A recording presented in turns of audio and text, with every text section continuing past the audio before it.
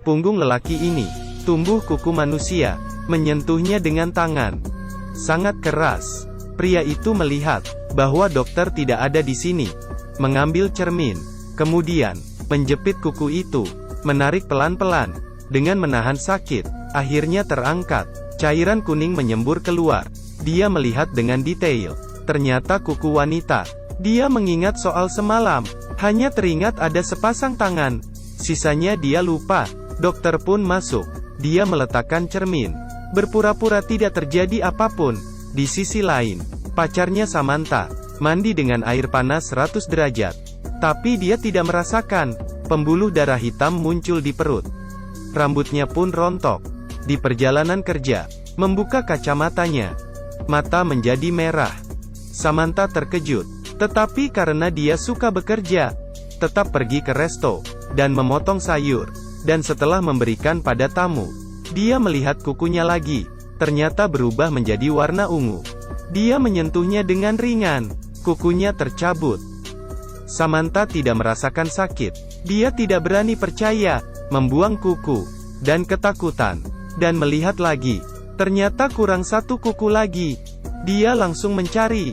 Tiba-tiba, di luar ada yang berteriak.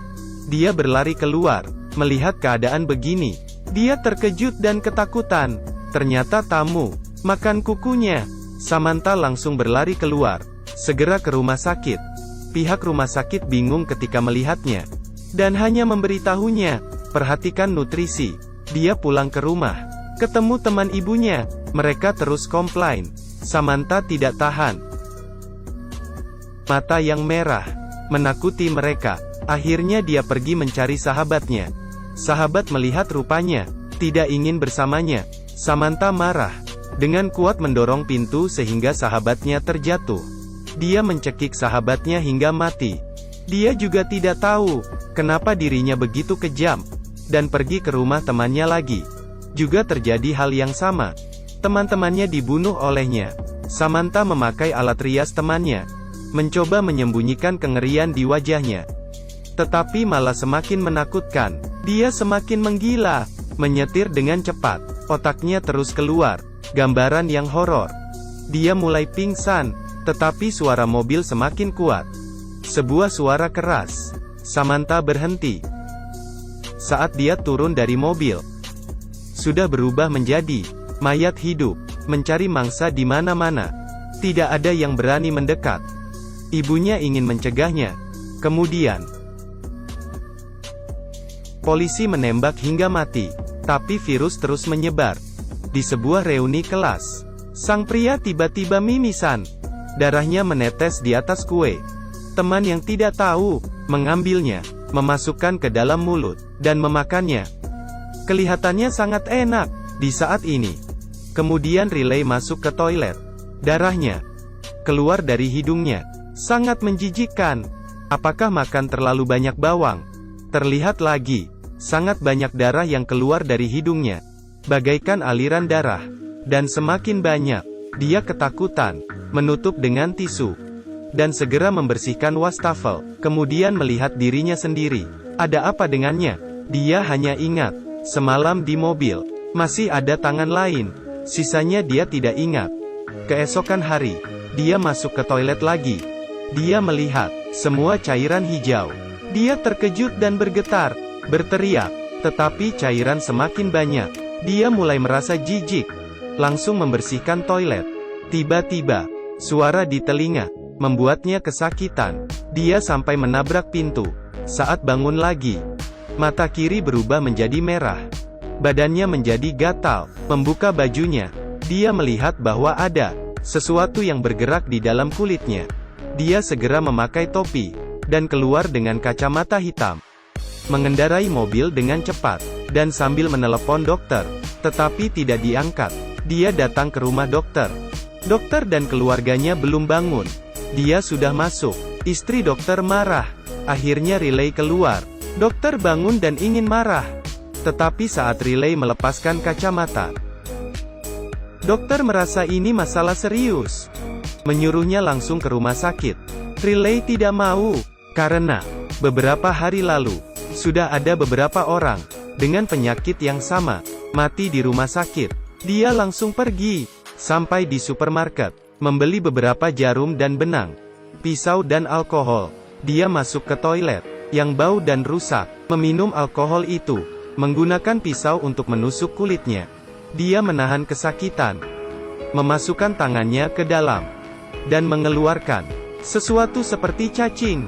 Kemudian memotong bagian bahu, dan memasukkan tangan ke dalam, dengan kuat menangkap. Kemudian menggunakan mulut, mengeluarkan cacing yang sama, dan juga muka. Terakhir menjahit kulit dengan jarum dan benang. Dia segera mencari teman, karena beberapa hari lalu, mereka minum alkohol di bar. Ada teman yang menciumnya, takut tertular. Dia memanggil temannya yang sedang belajar. Riley melihat dahinya berubah hitam. Matanya berubah menjadi merah, mengatakan dia sudah tertular.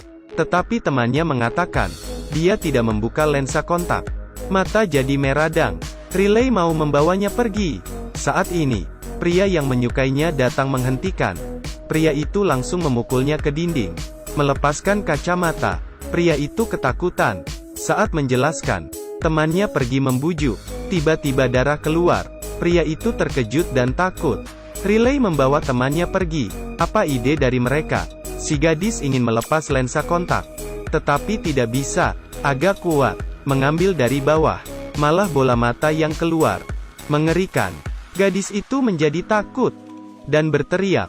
Riley menghiburnya, dan memeluknya. Mereka berdua terinfeksi oleh virus misterius. Dan Riley pernah melihat pelaku virus. Mereka berencana mencari orang itu dulu. Mereka pergi mencari kontak antara pelaku. Yang membuka pintu adalah seorang pria. Riley langsung mengatakan ingin membeli pistol. Pria itu menjawab hanya menjual obat terlarang. Saat Riley membuka kacamata, pria itu terkejut, dan mengeluarkan pistol. Kemudian, Riley mengeluarkan kertas pencarian, memaksanya untuk memberitahu lokasi pelakunya. Di saat itu, polisi masuk, menangkap semua orang. Di saat yang sama juga, keluar darah dari mulut Riley. Dia pun pingsan. Mereka membawanya ke rumah sakit. Gadis itu tidak tahan. Mereka terinfeksi lebih lanjut. Akhirnya gadis itu meninggal. Saat gadis didorong ke tempat perhentian. Di saat itu juga, pelakunya berpura-pura menjadi dokter, datang ke rumah sakit, ingin membunuh Riley. Saat Riley mengangkat kepala, melihat pelakunya, pelaku melihat hasil tes virus sendiri. Dengan senang, dia membuka pakaiannya, memperlihatkan bom padanya. Pelaku memiliki kepribadian antisosial. Polisi datang. Pelakunya dengan tenang dan senyum. Dia sudah puas dengan kehidupannya. Menjadi agresif. Tiba-tiba dua polisi yang tidak tahu apa-apa masuk. Pelaku mengeluarkan pistol dan menembak mereka, dan juga dokter bahkan suster. Semua mati. Dia berhenti. Hatinya senang. Kaki polisi wanita terluka. Pelaku berjalan mendekat. Riley datang, menyentrumnya dengan alat pacu jantung. Keduanya berkelahi. Pelaku mau mengambil pistol. Riley menahannya. Pelaku mencekik leher Riley. Riley tidak dapat bernafas, memuntahkan darah hitam. Terkena muka pelaku. Pelaku mengambil pistol, dan menembak Riley. Kemudian berbaring dan berteriak. Sangat menjijikan. Pelaku pelan-pelan mendekati polisi wanita itu. Dia sangat ketakutan. Pelaku mengangkat pistol. Saya adalah dewa akhir zaman. Tiba-tiba Riley melompat, menggigit pelaku itu sampai mati. Riley juga telah sepenuhnya bermutasi.